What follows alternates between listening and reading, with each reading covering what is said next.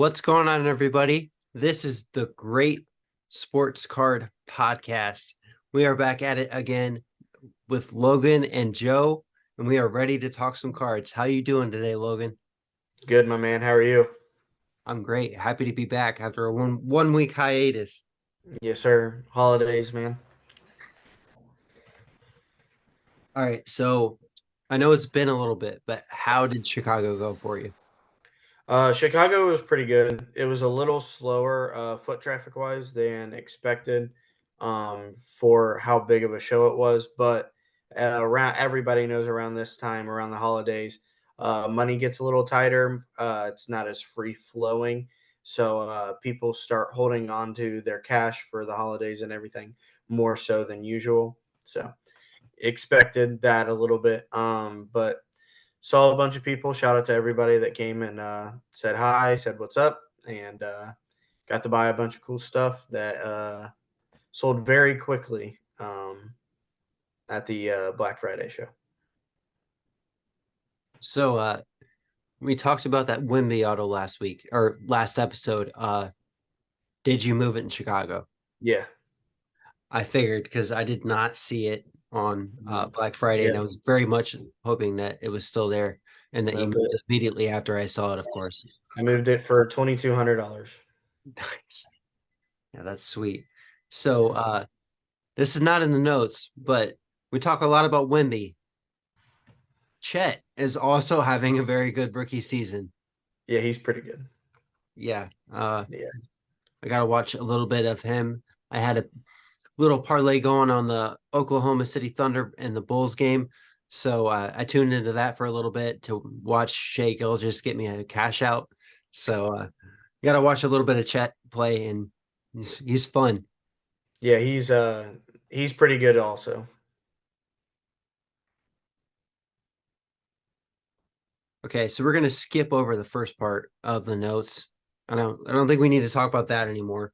No, I don't want to talk about the game. Very unfortunate.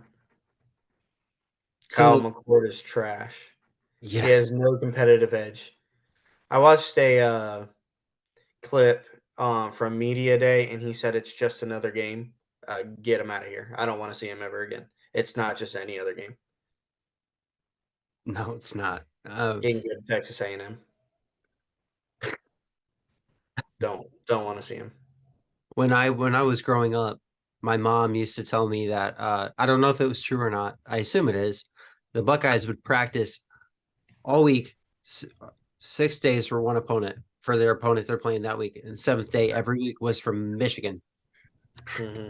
It is not just another game. No, it is not.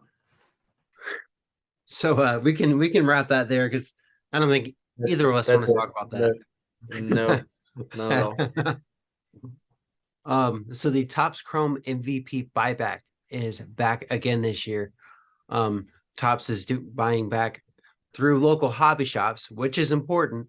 That's a very, very big part of this. There is no hobby's not the same without local hobby shops. It is one of the main bloodlines in the hobby. So this gets people in these card shops, and then not only that, but basically gives them free money through these base cards and refractors and numbered refractors.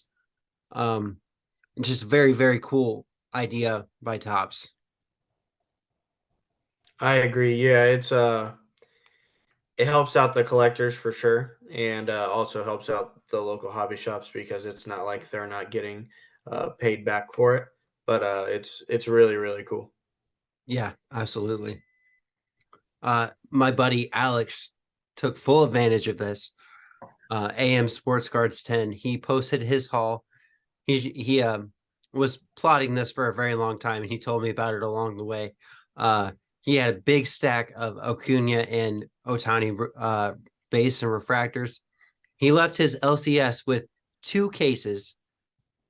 Uh, one was Allen and Ginter. One was Heritage. He loves to rip Heritage. He got Topps Pristine box and a few other loose boxes. And he said he's waiting for Bowman Draft to come out, and he's going to get a box of that as well. It's So crazy. turning a stack of refractors into that is something very special and a very, very creative idea by Topps. Yeah, I definitely should probably start doing that a little more than I do. So may help ripping wax a little easier. So speaking of MVPs, Acuna had a Bowman Superfractor Auto, PSA 9. So for 430K, I want to hear your thoughts on that. So I've been high on Acuna ever since he like made the scene in the 2018. Um, I I think he's an absolute animal. 400 and what'd you say, 30K, somewhere around there. That's a lot of money. More than I think I'd ever spend on a sports card. So not for me. But whoever bought it, I don't think it's a terrible purchase. I think Acuna is very, very good and could go down as one of the greatest baseball players ever. There's when it's hard to think of a more electric player in baseball currently. I watch a lot of baseball, love my Tigers. Um, I mean, fear from the moment that man is on the on deck circle to the moment that either the inning is over or he rounds home, so or slides into home. So it's certainly warranted. And that man does things that we have not seen. I mean, 40-70, to my knowledge, that had not been done before this season. So a super sale for a super fractor. Yeah.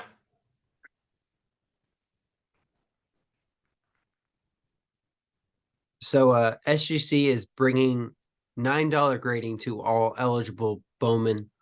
I do not have the list here. It was a big list. But from what I understand, it basically all of the newer Bowman is going to be now $9 at SGC. I think this is huge because I know that there's a bunch of kids who want to get their cards graded.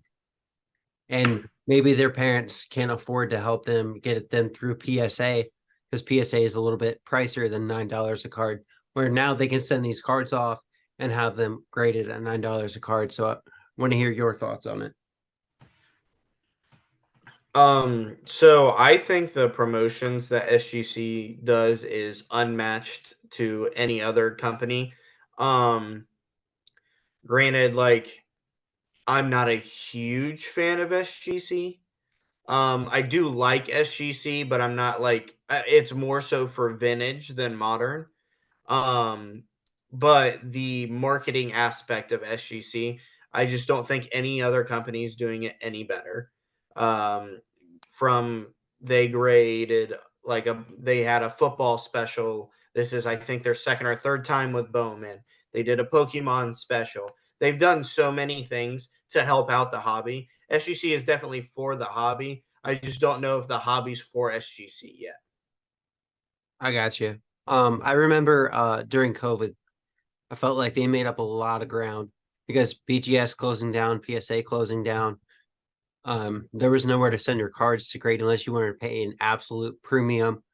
And then SGC took full advantage of that and they made several steps forward. And ever since then, they have been huge in these promotions, like you said.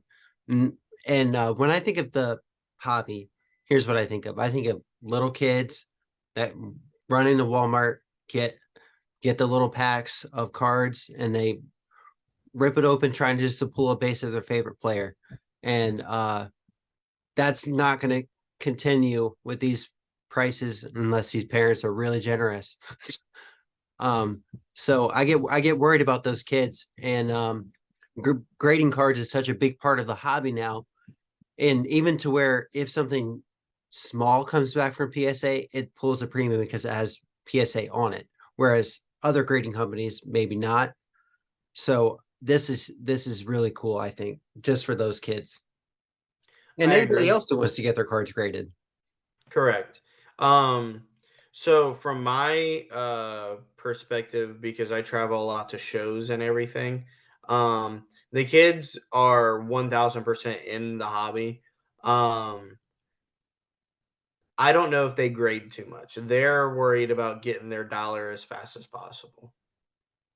But I do agree. I think for a cheaper price point of grading, I definitely think SGC is the perfect place. So here's something really sad that I think needs to be addressed. Joe Burrow is out for the season. It's not good. It's not good for the hobby. It's not good for the Bengals. Not in order. It's not good for Yeah. me. Yeah, the Bengals Steelers game was one that was not super fun to watch, especially here in Columbus, because that's the only thing you could get on TV. I was really hoping to watch the Texans Jaguars game because I knew Burrow was not obviously playing. It was a painful game to watch, just like the Browns Steelers game was. So um, the Browns Broncos game was also a little painful to watch, just because my guy DTR got taken out, and then Cooper got hurt, Miles Garrett got hurt. So um, totally feel the Bengals struggles as well because as a Browns fan, all of our players are hurt as well. So, from a card collecting perspective, obviously his cards will take a hit if they haven't already. They've taken a massive hit. So, when is the right time? So, there's a couple different angles here. So, when is the right time to buy in if you're looking to invest? When's the Now, now?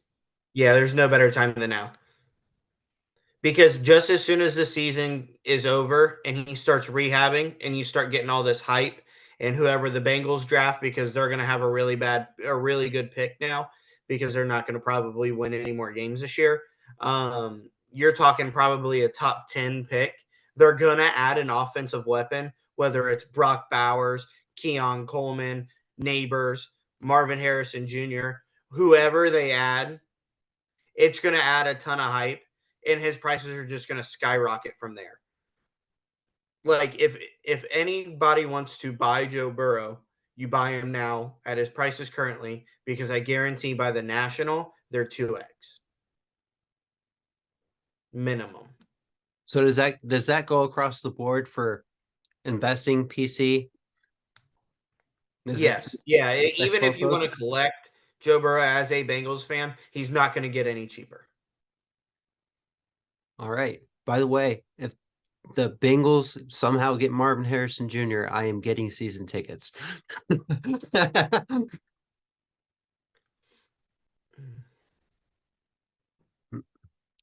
So we made it to the questions. I kind of want to put that off. If there's anything you want to talk about, Um. So. Um. Thanksgiving. How was your Thanksgiving? Since we kind of skipped over that, how was your holidays since we missed? um, the time off work was nice. I got to spend a little bit of extra time with my wife. That comes at a even living together in our own home now. It feels like it comes at a premium to have nice quality time with her. So that's always nice.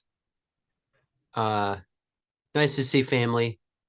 The food this year didn't seem like it was that good, but family time is more important than food, so mine went pretty well.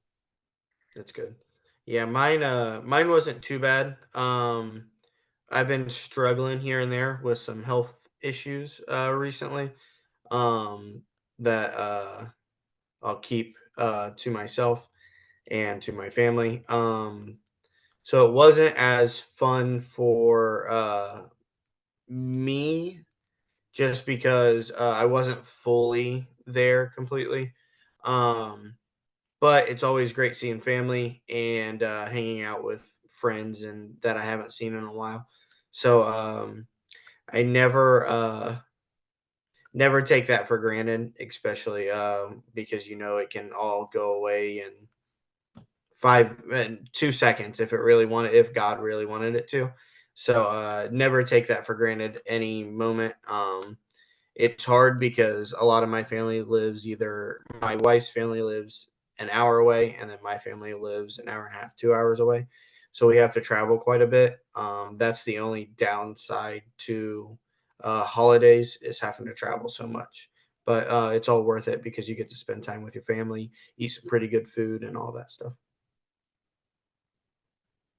Uh, so on Thanksgiving, all of my bets that I had placed did hit. So there is that.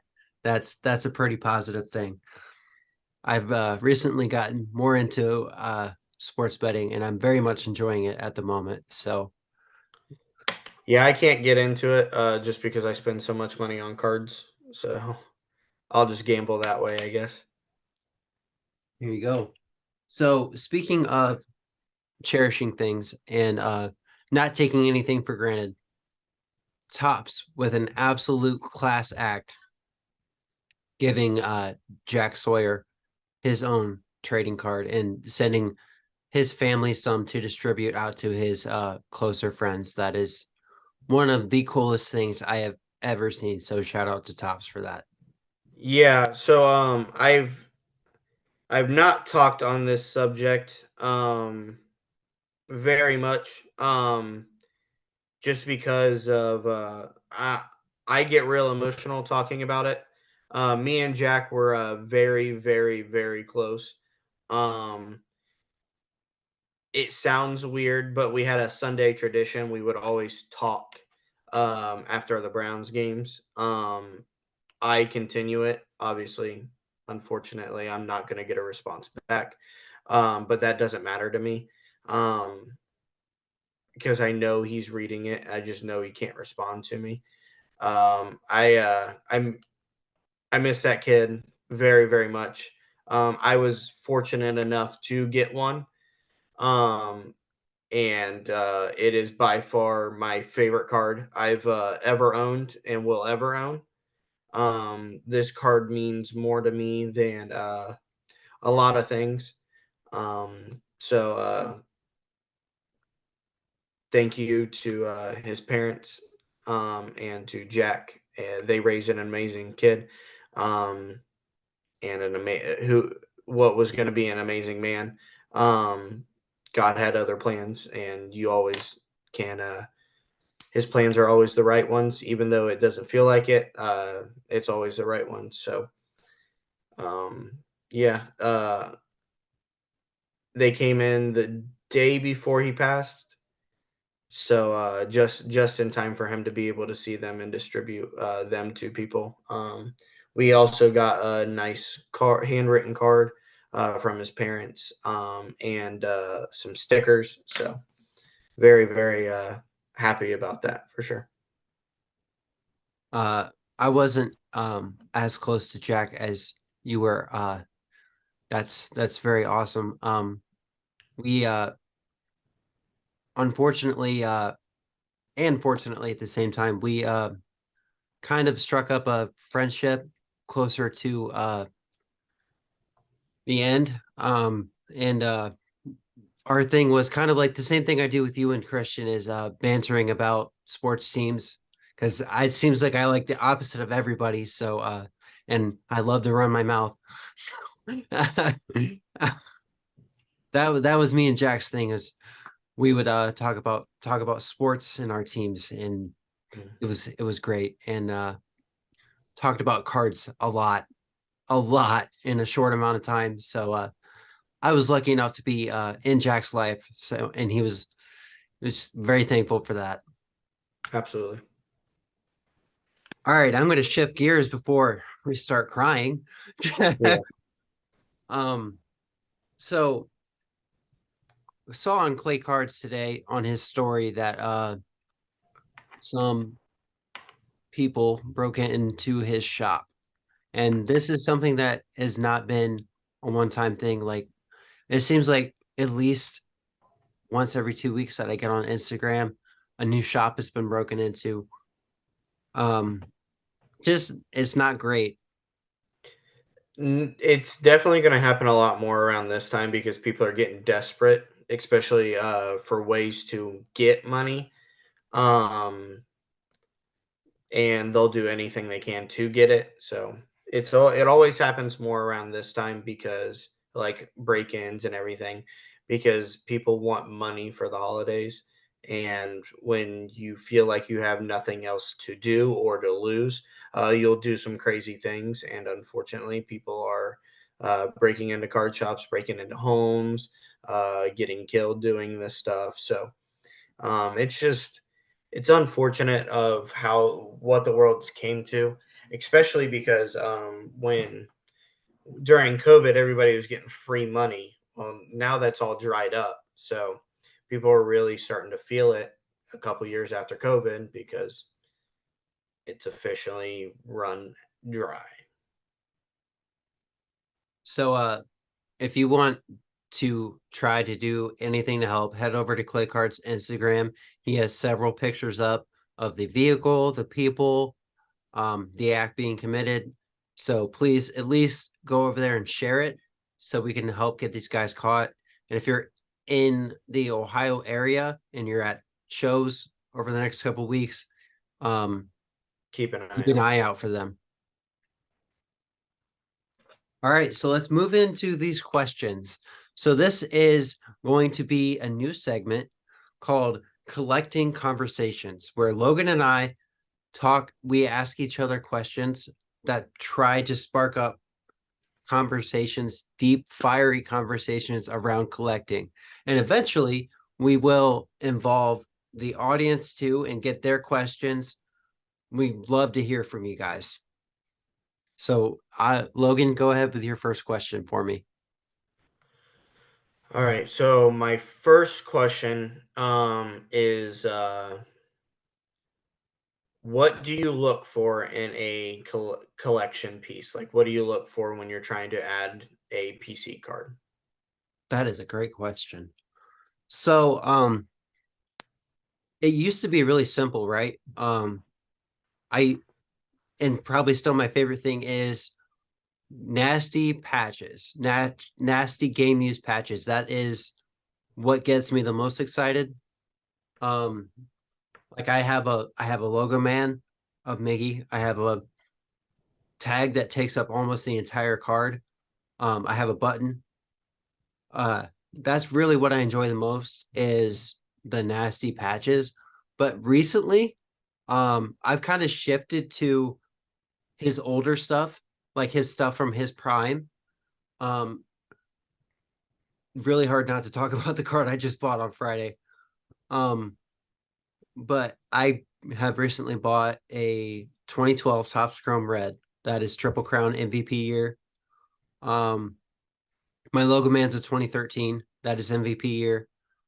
I have a second year Tigers Topps Chrome Gold. I like the rare stuff from his prime. That is what gets me the most excited. So the short answer is just stuff that really gets me excited. Makes me feel like if I don't get this card, I'm going to regret it.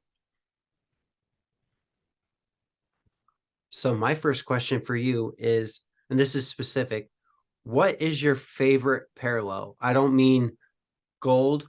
I mean from what set, from what year, from I want you to be as specific as possible. What parallel from what gets you the most excited? This is really tough. Um, but I would say 2014 uh Topps Chrome X Fractors. So when I was younger, 2014 is when I started really like ripping on a bunch of stuff because I mean, obviously Jarvis Landry is my main PC. But I always loved either the Blue Wave refractors or the X fractors. I absolutely love both of those parallels, just because of how cool they looked, how nice of an eye appeal they were. But definitely those two for sure. More so the X Fractor than the Blue Wave, but both of them are 1A, 1B.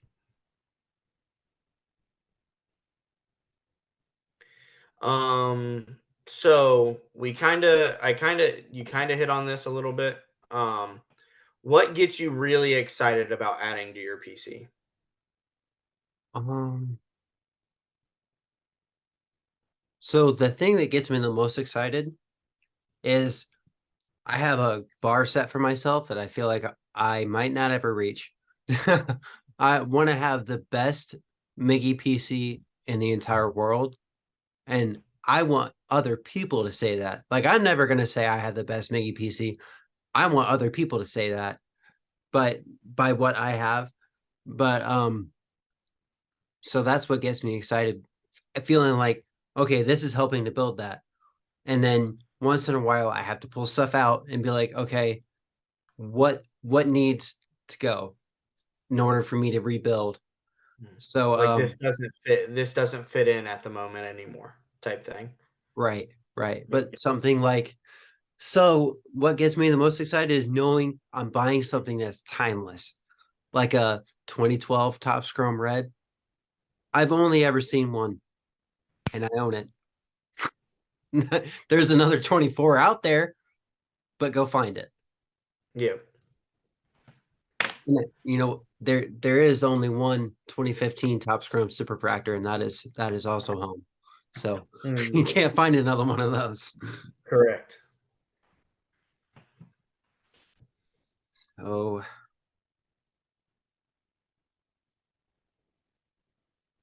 what is your favorite set?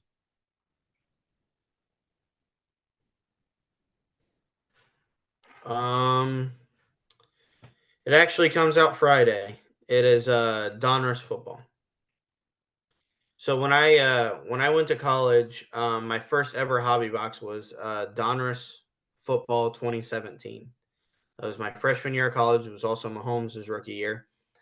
And my first ever hobby box I opened by myself with my own money. I pulled a 101 Leonard Fournette laundry tag RPA, which at the time was humongous because everybody thought he was going to be amazing.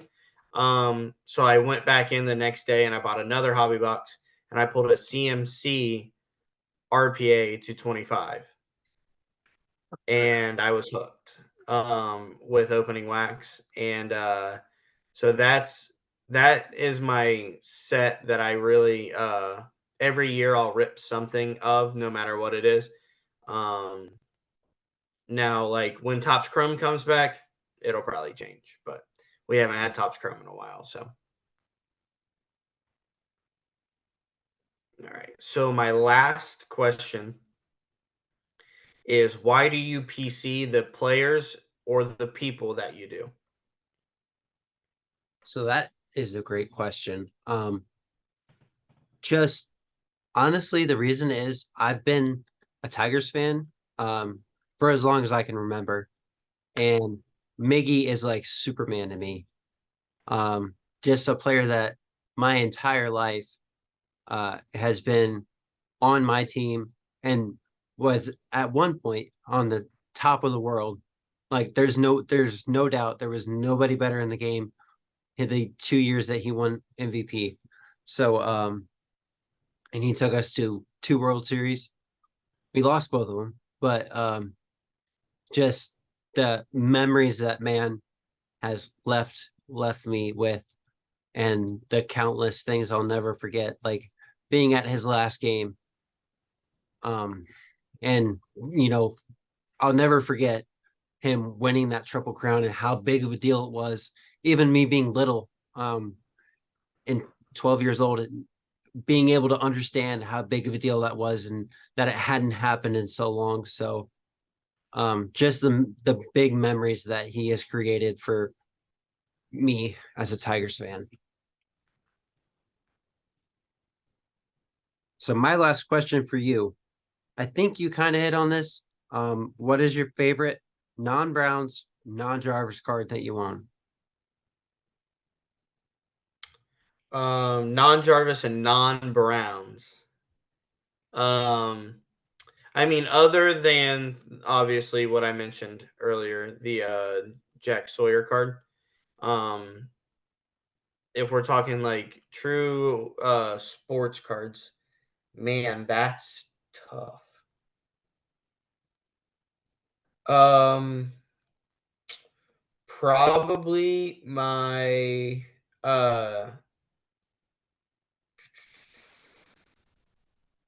any of my Jerome Bettis autos that are numbered 8 of 10 or 8 of whatever. I think I have a one or two, and I know I have a Prism Gold numbered 8 of 10. Those cards probably are what mean the most to me. My grail is to own a game use shield of his. I don't know if he even has one. Or if he does, it's probably in a Steelers or Jerome Bettis collector's PC forever.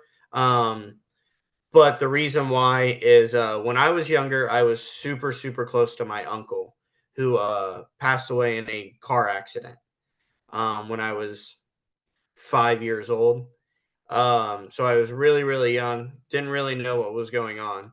But his favorite player was Jerome Bettis, and his favorite number was 8. We bonded over football. We bonded over that. So me growing up, my favorite player was Jerome Bettis, and I have always worn or incorporated the number 8 in anything I've ever done. And so this also hits on to why great sports cards. Well, it I had to incorporate the 8 somewhere. Um and it was grade 8 sports cards. But my roommate Blake in college told me, and my childhood best friend told me, like, why don't you just make the GR and then the 8 to where it's great sports cards? And it's been that way ever since, in honor of him. So I always try to incorporate that into anything that I do. Um, so when it comes to collecting any card, if it's 8 of whatever, even if I have one, 2, 3, 8, 20 of them, if I find the 8 of whatever of like Jarvis Landry, Jerome Bettis, Miles Garrett, guys IPC, I buy it immediately. And I would say that right there was exactly what I was looking for in terms of collecting conversation. We just had a deep talk about collecting, and I very much enjoyed that. Me So as well. more of that coming for sure. Um, maybe next time that we do that, we will have the audience ask us questions. Um, so a few things before we sign off here. Hopefully we don't run out of time. We shouldn't. I want to start uh having people post game worn Wednesdays on their stories and tagging us at Great Sports Card Pod on Instagram. Our favorites every week will get a shout out on this podcast. We just want to see your sick game used patches.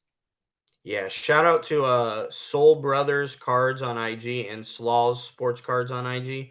Those are the guys that introduced me into Game Worn Wednesday.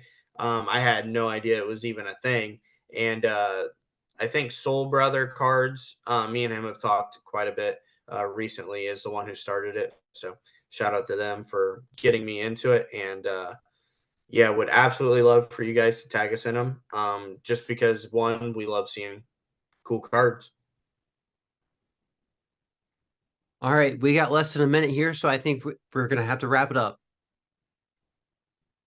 All right. Well, we appreciate you guys for listening on Spotify, or if you guys watch this on YouTube, thank you guys very, very much. There's plenty more coming in the future. Our next episode, we're going to have a bonus episode with Brad Beeman at B Sports, the guy who runs the Shipshawana Card Show and just hosted probably one of the best shows ever in the Black Friday show. So thank you guys very much for listening and watching, and we'll see you guys later on.